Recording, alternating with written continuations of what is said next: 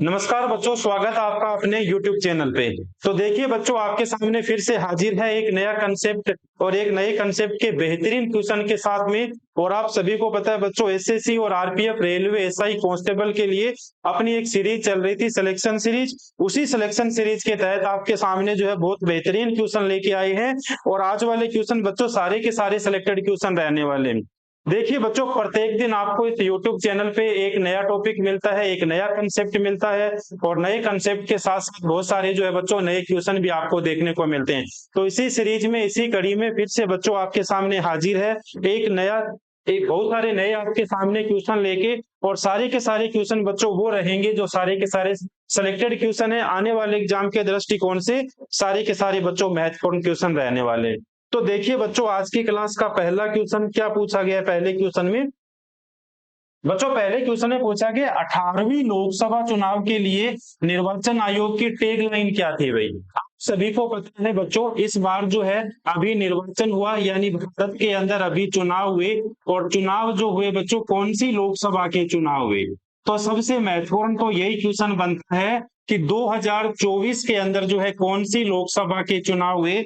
तो आप सभी को पता है बच्चों, 2024 के अंदर जो है 18वीं लोकसभा के चुनाव हुए।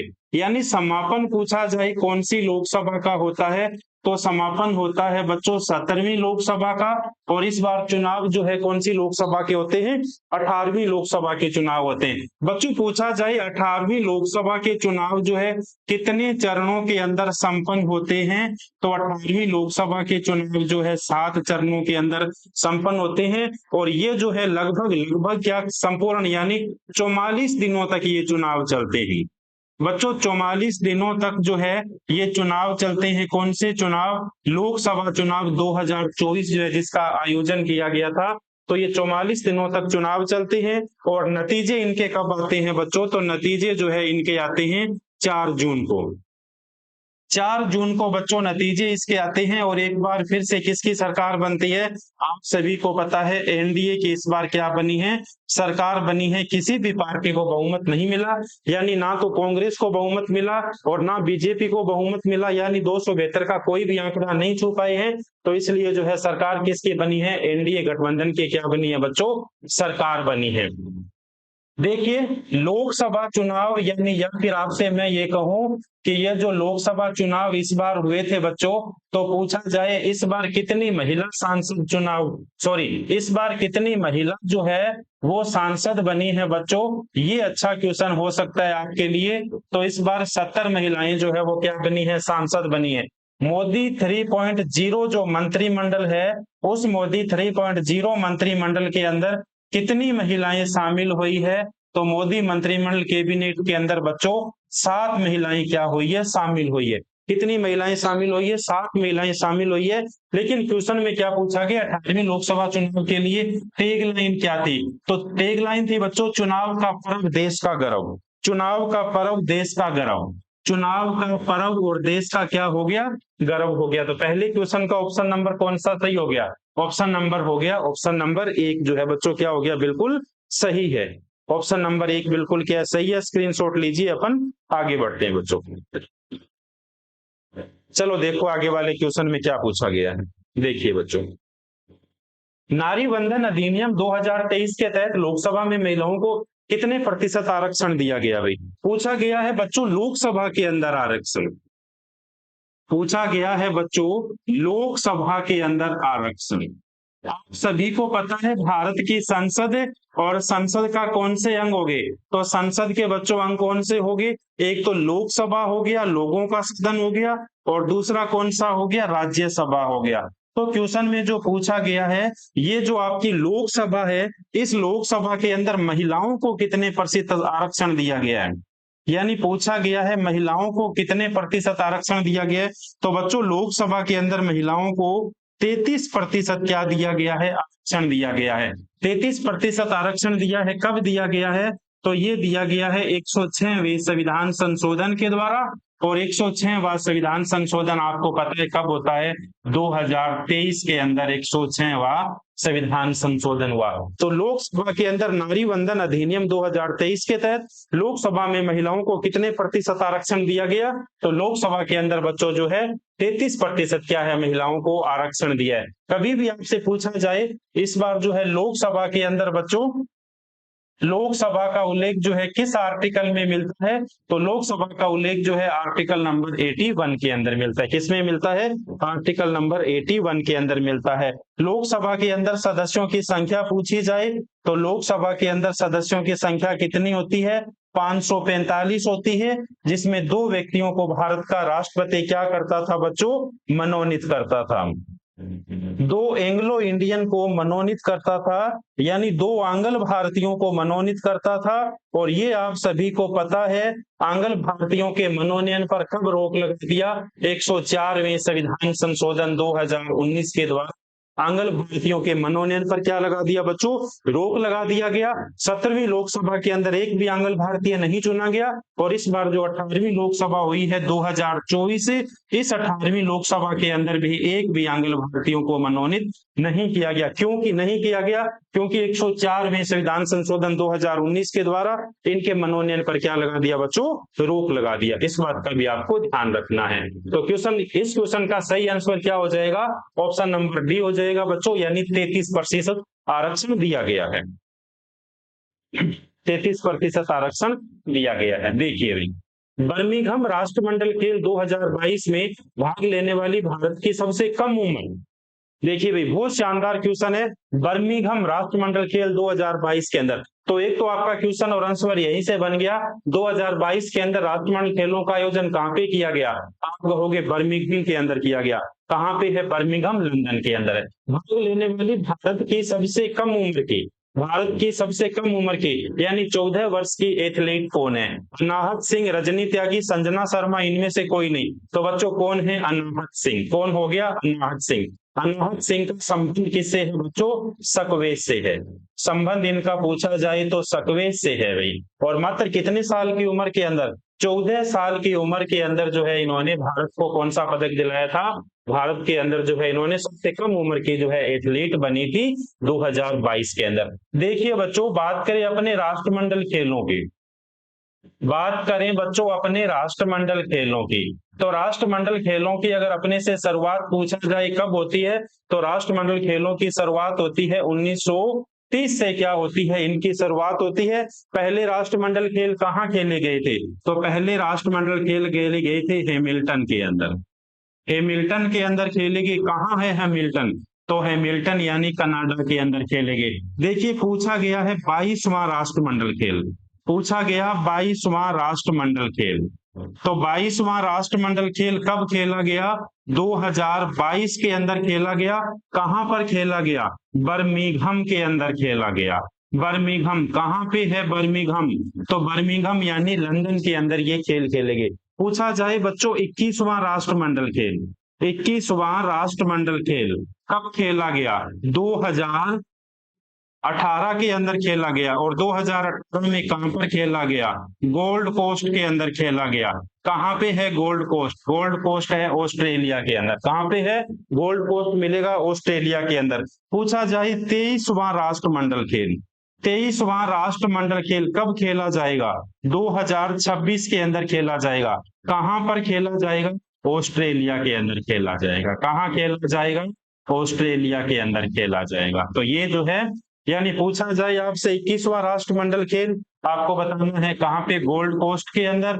22वां राष्ट्रमंडल खेल बर्मिंघम लंदन के अंदर। और 23वां राष्ट्रमंडल खेल कहां पे खेला जाएगा? ऑस्ट्रेलिया के अंदर खेला जाएगा। तो ये कभी आपसे पूछा जाए इससे पहले वाला या आगे वाला, कभी भी पूछा जाए बच्चों राष्ट्रमंडल खेलों का आयोजन कितने साल के बाद किया जाता है? राष्ट्रमंडल खेल का आयोजन बच्चों 4 साल के बाद। राष्ट्रमंडल खेल का आयोजन 4 साल के बाद। एशियाई गेम, जिसे एशियाड गेम कहा जाता है, एशियाई खेलों का आयोजन कितने साल बाद? 4 साल के बाद। फीफा वर्ल्ड कप का आयोजन, फीफा वर्ल्ड कप का आयोजन कितने साल बाद? 4 साल बाद किया जाता है। इसके अलावा क्रिकेट का विश्व कप कितने साल के बाद? इसका भी आयोजन कितने साल के बाद? 4 साल के बाद इनका आयोजन किया जाता है। इस बात का भी आपको क्या रखना है, ध्यान रखना है। तो ये जो क्वेश्चन है अपने सामने, इसका आंसर क्या हो गया, अनाहत सिंह हो गया। क्या हो गया बच्चों, अनाहत सिंह हो गया, अनाहत सिंह। चलो देखो आगे बढ़ते हैं। सुरक्षित हम सुरक्षित तुम अभियान, देखो भाई, सुरक्षित हम सुरक्षित तुम अभियान निम्नलिखित में से किस संस्थान के द्वारा शुरू किया गया था। निम्नलिखित में से किस संस्थान के द्वारा शुरू किया गया, नीति आयोग के द्वारा किया गया, महिला एवं बाल विकास मंत्रालय के द्वारा, महिला एवं बाल विकास मंत्रालय, और इसके अलावा पूछा जाए नीति आयोग और पिरामंडल आयोग के फाउंडेशन के द्वारा। तो बच्चों सुरक्षित हम सुरक्षित तुम अभियान किसके द्वारा, नीति आयोग और पिरामल फाउंडेशन के द्वारा जो है शुरू किया गया था। आप सभी को पता है बच्चों, NITI, NITI national institution transforming of India, NITI Aayog, NITI Aayog जो है बच्चों, इस संस्थान की शुरुआत कब की गई थी, नीति आयोग। पहली बात तो ये कि नीति आयोग जो है किसके स्थान पर लाया गया भारत के अंदर, नीति आयोग भारत के अंदर जो है बच्चों योजना आयोग के स्थान पे लाया गया।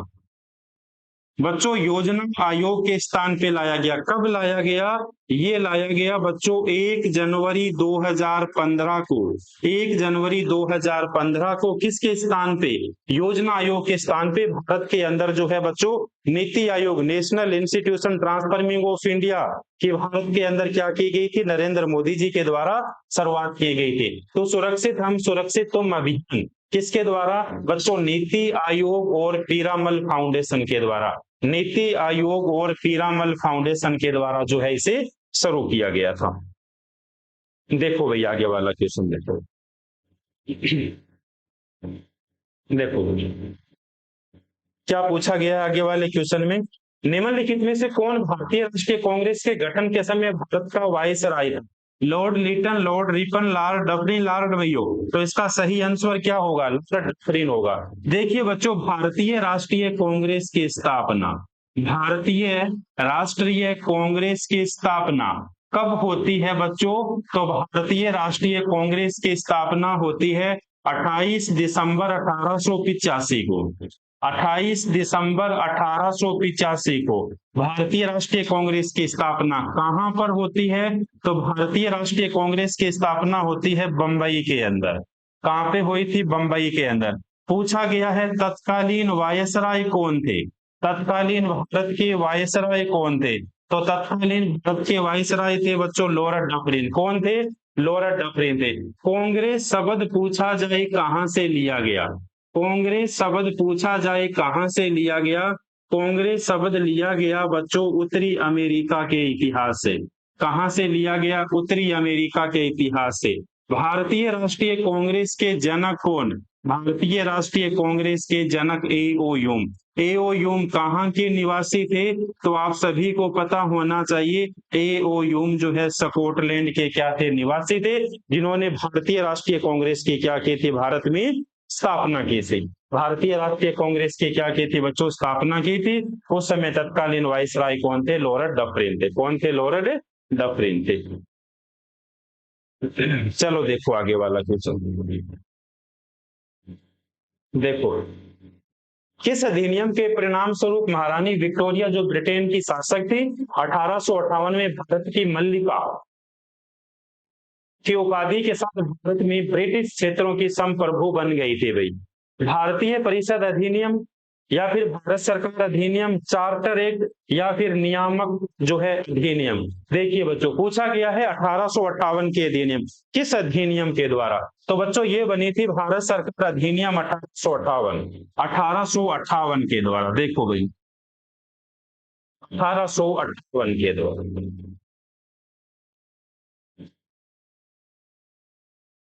देखो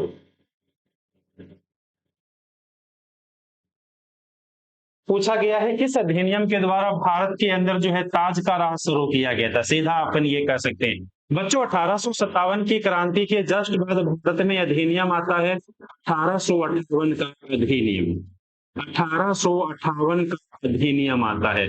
इस अधिनियम को इलाहाबाद अधिनियम के नाम से जाना जाता है। क्यों जाना जाता है? क्योंकि इलाहाबाद में सारी की सारी शर्तें पढ़ी गई थी, इसीलिए इसे इलाहाबाद अधिनियम के नाम से भी बच्चों जाना गया था। देखिए ये जो अधिनियम है 1858 के अधिनियम के द्वारा, इस अधिनियम के द्वारा ईस्ट इंडिया कंपनी की समाप्ति की गई। ईस्ट इंडिया कंपनी की समाप्ति की गई किस अधिनियम के द्वारा? 1858 के अधिनियम के द्वारा। इस अधिनियम के द्वारा भारत में ताज का राज, रूल ऑफ क्राउन क्या कर दिया गया था? शुरू कर दिया गया था। इसी अधिनियम के द्वारा भारत में गवर्नर जनरल की समाप्ति, गवर्नर जनरल की क्या कर दी गई थी? समाप्ति कर दी गई थी। इसी अधिनियम के द्वारा भारत में वायसराय का पद शुरू कर दिया गया था। वायसराय का पद भारत में इसी के द्वारा शुरू कर दिया गया था। इसी के द्वारा भारत के सचिव पद शुरू कर दिया था। भारत सचिव पद शुरू कर दिया था। और बच्चों इसी अधिनियम को भारत के शासन को अच्छा बनाने वाला अधिनियम कहा जाता है। भारत के शासन को, भारत के शासन को अच्छा बनाने वाला अधिनियम, अच्छा बनाने वाला अधिनियम की संज्ञा किसे दी जाती है? 1858 के अधिनियम को क्या दी जाती है बच्चों? संज्ञा दी जाती है। इसके अलावा पूछा जाए 1858 के समय भारत के पहले वायसराय कौन बने थे? तो भारत के पहले वायसराय बने थे बच्चों लॉर्ड केनिंग। कौन बने थे? लॉर्ड केनिंग बने थे भाई। उस समय ब्रिटेन के प्रधानमंत्री कौन थे? तो उस समय ब्रिटेन के प्रधानमंत्री थे बच्चों लॉर्ड डर्बी। कौन थे? लॉर्ड डर्बी थे भाई। तो ये अच्छा क्वेश्चन है बच्चों, यहां से एक क्वेश्चन देखने को मिलता है। देखिए 1858 के अधिनियम को इलाहाबाद अधिनियम की संज्ञा दी जाती है। इलाहाबाद के अंदर लॉर्ड केनिंग के द्वारा पढ़ा गया था, इसीलिए 1858 के अधिनियम को इलाहाबाद अधिनियम कहा गया था। इसी के द्वारा ईस्ट इंडिया कंपनी की समाप्ति की गई, भारत में ताज का शुरू किया गया। इसी के द्वारा भारत के अंदर गवर्नर जनरल का पद शुरू किया गया, भारत के अंदर वाइसराय का पद शुरू किया गया, और इसी के साथ भारत सचिव पद बनाया गया था। और इसी अधिनियम को भारत के शासन को अच्छा बनाने वाले अधिनियम की क्या दी जाती है बच्चों? संज्ञा दी जाती है। इस बात का भी आपको ध्यान रखना है, इस बात का भी आपको क्या रखना है? ध्यान रखना है भी। चलो आगे बढ़ते हैं। चलो देखो भारत के संविधान का कौन सा अनुच्छेद राष्ट्रपति को संसद के दोनों सदनों की संयुक्त बैठक बुलाने की शक्ति प्रदान करता है? पूछा गया है क्वेश्चन में ज्वाइंट सेशन। ज्वाइंट सेशन यानी पूछा गया है क्वेश्चन के अंदर बच्चों संयुक्त अधिवेशन। देखिए संयुक्त अधिवेशन पूछा गया है। संयुक्त अधिवेशन किस आर्टिकल के द्वारा बुलाया जाता है? पहली बात तो संयुक्त अधिवेशन बुलाता कौन है? संयुक्त अधिवेशन बुलाता है भारत का राष्ट्रपति। संयुक्त अधिवेशन की अध्यक्षता कौन करता है? संयुक्त अधिवेशन की अध्यक्षता कौन करता है? संयुक्त अधिवेशन की अध्यक्षता करता है लोकसभा अध्यक्ष यानी स्पीकर करता है भाई। संयुक्त अधिवेशन किस अनुच्छेद के द्वारा बुलाया जाता है? संयुक्त अधिवेशन किस अनुच्छेद के द्वारा बुलाया जाता है? आर्टिकल नंबर 108 के द्वारा राष्ट्रपति बुलाता है। वर्तमान समय तक भारत में कितनी बार संयुक्त अधिवेशन बुलाया गया? 4 बार बुलाया गया है। पहली बार 1961, दूसरी बार 1978, दूसरी बार 1978 और तीसरी बार 2002 के अंदर। माफ करना बच्चों, भारत के अंदर संयुक्त अधिवेशन 3 बार बुलाया गया, 4 बार नहीं बल्कि 3 बार बुलाया गया। पहली बार मामला था दहेज विधेयक अधिनियम, दूसरी बार मामला था बैंकिंग सुधार, तीसरी बार मामला था टेररिज्म का, आतंकवाद का। कौन सा मामला था? आतंकवाद का मामला था। तो इस बात को ध्यान रखना है, संयुक्त अधिवेशन ज्वाइंट सेशन बुलाने की शक्ति किसके पास है? राष्ट्रपति के पास है। किस आर्टिकल के द्वारा है? आर्टिकल नंबर 108 के द्वारा राष्ट्रपति क्या बुलाता है बच्चों? संयुक्त अधिवेशन बुलाता है। क्या बुलाता है? संयुक्त अधिवेशन बुलाता है, ज्वाइंट सेशन बुलाता है। इसका सही आंसर कौन सा हो गया? ऑप्शन नंबर 3 हो गया। चलो देखो सुनो भाई, अगला क्वेश्चन देखिए, भारत के संविधान की किस अनुसूचियों का मिलान भारत के संविधान की अनुसूचियों का मिलान उनके विषय के साथ गलत किया गया है? देखिए भाई, एक तरफ अनुसूचियां दी गई है, दूसरी तरफ अनुसूचियों के अंदर क्या व्यवस्था की गई है बच्चों, वो बताया गया है। तो कौन सी अनुसूची गलत है? सबसे पहले तो देखिए भाई, भारत के संविधान में मूल संविधान में कितनी अनुसूचियां थी, अनुसूचियों की संख्या कितनी थी? 8 अनुसूचियों की संख्या थी। वर्तमान में पूछा जाए कितनी अनुसूचियां हैं, वर्तमान में 12 अनुसूचियां हैं। बाद में कितनी अनुसूची जोड़ी गई? 4 जोड़ी गई। कौन कौन सी जोड़ी गई? 9वीं अनुसूची जोड़ी गई, प्रथम संविधान संशोधन 1951। उसके अलावा 10वीं अनुसूची जोड़ी गई। कब जोड़ी गई? दल बदल का प्रावधान 1985 के अंदर जोड़ी गई। इसके अलावा 11वीं अनुसूची पंचायती राज को जोड़ा गया, 73वें संविधान संशोधन 1992 के द्वारा जोड़ा गया। इसके अलावा 12वीं अनुसूची नगर पालिका को जोड़ा गया, 74वें संविधान संशोधन 1992 के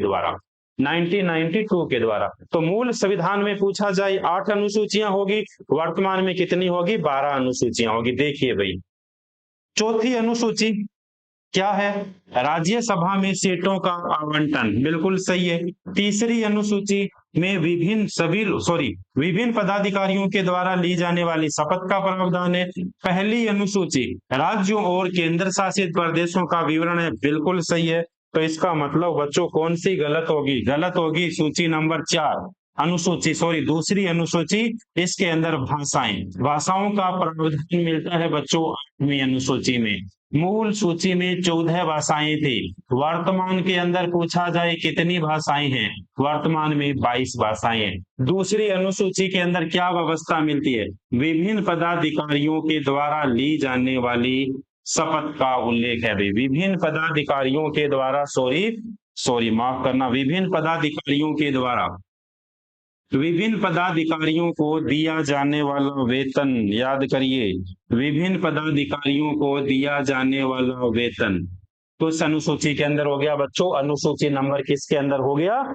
अनुसूची नंबर हो गया किसके अंदर? दूसरे के अंदर। तो इसका मतलब अपना सही आंसर क्या रहेगा? सही आंसर रहेगा बच्चों अपना ऑप्शन नंबर 1 रहेगा। कौन सा रहेगा? ऑप्शन नंबर 1 रहेगा। भी कौन सा रहेगा बच्चों? ऑप्शन नंबर 1 रहेगा। देखिए बच्चों, 1 मिनट के लिए पूछा जाए बच्चों पहली अनुसूची के अंदर क्या है? संघ एवं राज्य क्षेत्र का उल्लेख, संघ एवं राज्य क्षेत्र का उल्लेख मिलता है। अनुसूची नंबर दूसरी में क्या व्यवस्था मिलती है? विभिन्न पदाधिकारियों को दिया जाने वाला वेतन। अनुसूची नंबर 4 में क्या मिलता है? विभिन्न पदाधिकारियों के द्वारा ली जाने वाली शपथ। अनुसूची नंबर 4 के अंदर क्या मिलता है? राज्यसभा में सीटों का बंटवारा, राज्यसभा में सीटों का बंटवारा। अनुसूची नंबर 5वीं के अंदर क्या मिलती है? अनुसूची नंबर 5वीं में एससी एवं एसटी का प्रावधान। अनुसूची नंबर 6 में क्या मिलता है? 4 राज्यों में विशेष प्रावधान। कौन कौन से? एक हो गया बच्चों मेघालय, एक हो गया मेघालय, एक हो गया असम, एक हो गया त्रिपुरा, और एक कौन सा हो गया बच्चों? एक कौन सा हो गया? मिजोरम हो गया। एक कौन सा हो गया बच्चों? मिजोरम हो गया भाई। एक कौन सा हो गया? मिजोरम। 7वीं अनुसूची बच्चों अपने से पूछा जाए, 7वीं अनुसूची, तो 7वीं अनुसूची के अंदर क्या हो गया? शक्तियों का विभाजन। शक्तियों का क्या हो गया बच्चों? विभाजन हो गया भाई। 8वीं अनुसूची के अंदर क्या व्यवस्था हो गई भाई? 8वीं अनुसूची के अंदर व्यवस्था हो गई भाषाओं का प्रावधान। किसका प्रावधान? भाषाओं का प्रावधान। तो ये मूल संविधान की 8 अनुसूचियां थी। बाकी 4 अनुसूचियां अपन बच्चों पढ़ चुके हैं भाई, बाकी 4 अनुसूचियां अपन पढ़ चुके हैं भाई। तो देखिए बच्चों, आज की क्लास के सारे महत्वपूर्ण प्रश्न, सारे के सारे महत्वपूर्ण प्रश्नों को बड़ी सरसरी निगाहों से आप पढ़िएगा। सारे के सारे बच्चों क्या है? सिलेक्टेड क्वेश्चन है। एक बार अगर आप ये पढ़ते हो तो निश्चित तौर पे आपके आने वाले एग्जाम के अंदर बच्चों ये क्वेश्चन मिलेंगे। तो मिलते हैं बच्चों फिर से एक नई क्लास के अंदर, मिलते हैं फिर से आपके एक नए कंसेप्ट के साथ। तब तक के लिए धन्यवाद दोस्तों।